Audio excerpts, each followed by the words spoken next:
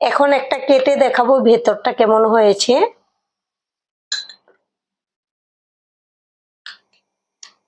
এই যে দেখুন কত সহজেই ভেঙে গেল। এই যে দেখুন একদম মাখনের মতো গলে গেছে মিষ্টিটা, রসটা ঢুকে।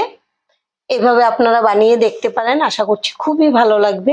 নমস্কার বন্ধুরা, ল্যাংচা তো অনেক খেয়েছেন, এভাবে একবার তালের ল্যাংচা বানিয়ে দেখতে পারেন, আশা করছি আপনাদের ভীষণ ভালো লাগবে।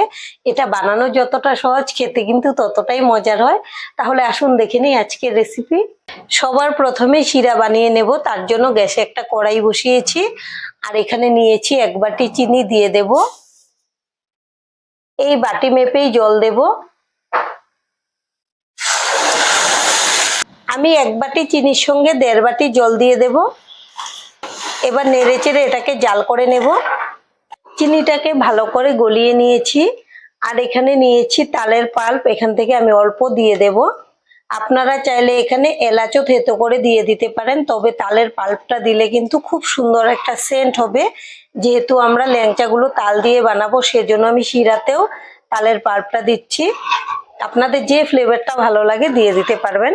এখন আমি এটাকে খুব ভালো করে জাল করে নেব। আমি শিরাটাকে মোটামুটি 7-8 মিনিটের মতো জাল করে নিয়েছি আর দেখুন জাল করার পরে ফেনা উঠেছে, এই ফেনাগুলোকে আমি তুলে ফেলে দেব। আর আমাদের শিরাটাও কিন্তু রেডি হয়ে গেছে আর খুব সুন্দর একটা সেন্টও হয়েছে তালের পাল্পটা দেওয়ার জন্য। আমাদের শিরা একদম রেডি, এখন ঢেকে আমি সাইডে রেখে দেব। এবার গ্যাসে একটা প্যান বসিয়েছি আর নিয়েছি 1 চামচ ঘি, এটা দিয়ে দেব। এবার ঘিটাকে নেড়ে দেব। আর এখানে নিয়েছি 1 কাপ সুজি, সুজিটাকে আমি আগে থেকে ভালো করে চেলে রেখেছি। এবার নেড়ে চেড়ে ঘিয়ের সঙ্গে ভেজে নেব। ঘিয়ের সঙ্গে ভাজতে ভাজতে যখন দেখবো একটা সুন্দর সেন্ট বেরিয়েছে, তখন কিন্তু বুঝে নিতে হবে যে সুজিটা ভালো করে ভাজা হয়ে গেছে।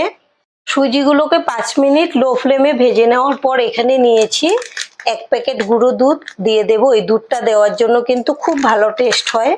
আর এখানে নিয়েছি খুবই সামান্য চিনি, যেহেতু আমরা মিষ্টিগুলো শিরাতে দেব, সেজন্য কিন্তু এখানে খুব বেশি চিনি দেওয়ার দরকার নেই, অল্প দিলেই হয়ে যাবে। এখন আরো কিছুক্ষণ ভেজে নেব একসঙ্গে। এভাবে নেড়েচেড়ে খুব ভালো করে মিশিয়ে নিচ্ছি। চিনি আর গুঁড়ো দুধটা দিয়ে আরো 1 মিনিটের মতো ভেজে নিলাম, সুন্দর একটা সেন্টও হয়েছে। এবার এখানে নিয়েছি 1 কাপ গরুর দুধ, এই দুধটাকে আমি জাল করে ঠান্ডা করে রেখে দিয়েছিলাম। আর এখান থেকে দিয়ে দেব 2 হাতা তালের পাল্প। তালের পাল্পটা কিন্তু খুব বেশি লাগবে না, অল্প দিলেই, শুধু এটা সেন্টের জন্য দিয়েছি, হয়ে যাবে। এখন সবকিছু একসঙ্গে খুব ভালো করে মিশিয়ে নেব আর এভাবে নাড়তে নাড়তে একদম শুকিয়ে যাবে আর সুন্দর একটা ডো হয়ে যাবে। এখন কিন্তু দুধটা অনেকটাই আগে থেকে শুকিয়ে এসেছে আর আমি এভাবে অনবরত নেড়ে মিশিয়ে নিচ্ছি, যেন এর মধ্যে কোনো গুটি না থাকে। খুব ভালো করে মিশিয়ে নিতে হবে আর একটা সফট ডো বানিয়ে নিতে হবে। এখন কিন্তু আমাদের ডোটা একদম রেডি, অনেকটাই শুকনো হয়ে গেছে আর প্যানের মধ্যেও লেগে এসছে। এখন আমি গ্যাসটাকে অফ করে দেবো আর এটাকে ঠান্ডা করে নেব। আমি ডোটাকে একটা প্লেটে নামিয়ে মোটামুটি ঠান্ডা করে নিয়েছি, হালকা গরম আছে। আর এখানে নিয়েছি 5-6 চামচ হবে ময়দা। ময়দাটা দিলে কিন্তু ফেটে যাওয়ার চান্সটা কম থাকে, যেহেতু এখানে তালের পাল্প দিয়েছি সেজন্য। এমনিতে যখন আমরা সুজির ল্যাংচা বা মিষ্টি বানাই তখন কিন্তু ফাটার চান্সটা থাকে না, কিন্তু পাল্পটা দেওয়ার জন্য আমি এখানে অল্প একটু ময়দা মেশাবো, তাহলে খুব ভালো হবে। এবার আমি একসঙ্গে খুব ভালো করে মেখে নেব। আমি ডোটাকে ভালো করে মেখে নিয়েছি, এবার হাতটা ধুয়ে নেব। এখন আমি 2 হাতে ঘি লাগিয়ে নেব। এবার অল্প ডো নিয়ে নেব, প্রথমে হাতে গোল করে নেব। আমি 2 হাত লাগিয়ে গোল করে নিচ্ছি আর শেপটা আপনারা আপনাদের পছন্দ অনুযায়ী দিয়ে দেবেন। প্রথমে এরকম গোল করে নিলাম, এবার লম্বা শেপ দেব। আর আজকে আমরা ল্যাংচাটা একটু বড় শেপে করব, সেজন্য এরকম লম্বা করে করেছি। আর একটা বানানো হয়ে গেছে, এখন প্লেটে রেখে দেব আর এভাবেই আমি বাদবাকিগুলো বানিয়ে নেব। আমাদের সবগুলো ল্যাংচা শেপ দেওয়া হয়ে গেছে। আর এদিকে ল্যাংচাগুলো ভাজার জন্য গ্যাসে একটা কড়াই বসিয়েছি, কড়াইটাকে খুব ভালো করে গরম করে এবার দিয়ে দেব সাদা তেল। তেল ভালো করে গরম করে নিয়েছি, এবার ল্যাংচাগুলো দিয়ে দেব। আর আমাদের আজকে রেসিপিটা সম্পূর্ণ দেখে যদি আপনাদের ভালো লাগে একটা লাইক অবশ্যই দিয়ে দেবেন আপনাদের একটা লাইক আমাদেরকে অনেক উৎসাহ দেয় নতুন নতুন ভিডিও বানাতে, আর আমাদের পাশে থেকে চ্যানেলটিকে সাবস্ক্রাইব করে নেওয়ার জন্য অনুরোধ রইল। এখন আমি গ্যাসের ফ্লেমটা লো টু মিডিয়ামে রেখেছি।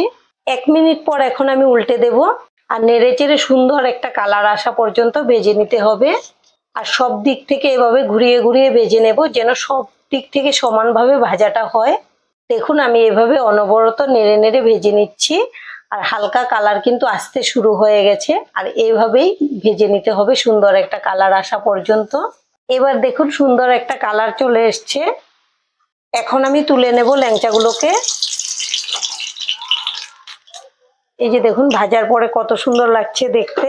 আর এদিকে আমি শিরাটা বানানোর পরে ঢেকে রেখে দিয়েছিলাম, এটা কিন্তু কুসুম গরম আছে। আর ল্যাংচাগুলো মাত্র নামিয়েছি, খুব গরম আছে, তাই আমি দিয়ে দিচ্ছি শিরাতে। এভাবেই কিন্তু শিরাটা খুব ভালো করে ঢুকে যাবে। আমি একটু চামচ দিয়ে নেড়ে দেব, যেন এর ভেতরে খুব ভালো করে শিরাটা ঢুকে যায়। এখন আমি ঢেকে রেখে দেব, আর বাদ বাকিগুলো ভেজে আবারও শিরাতে দিয়ে দেব। দেখুন আমাদের এই ল্যাংচাগুলো ভাজা হয়ে গেছে। এখন এগুলোকেও তুলে নেব। এখনই কিন্তু অনেকটা রস ঢুকে গেছে, দেখুন নিচে ডুবে আছে। আর এই ল্যাংচাগুলো আমি দিয়ে দেব শিরাতে, আবারও একটু নেড়ে দেব।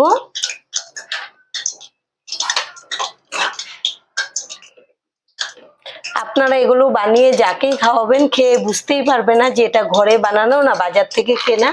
এখন আমি ঢেকে রেখে দেব 15 মিনিটের জন্য। এরপর দেখাচ্ছি কেমন হয়েছে আমাদের ল্যাংচা মিষ্টিগুলো। 15 মিনিট পর ফিরে এসেছি, এখন ঢাকনাটা খুলে নেব।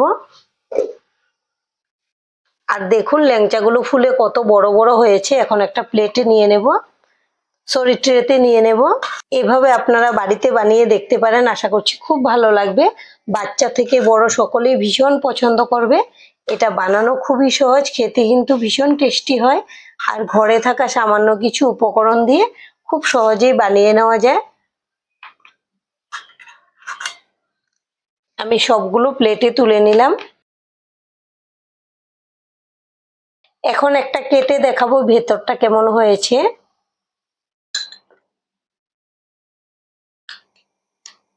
এই যে দেখুন কত সহজেই ভেঙে গেল।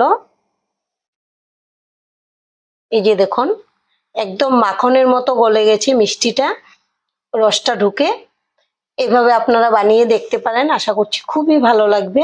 আর আজকের ভিডিওটা এখানেই শেষ করব। সবাই ভালো থাকবেন, সুস্থ থাকবেন। সম্পূর্ণ ভিডিও দেখার জন্য অসংখ্য ধন্যবাদ।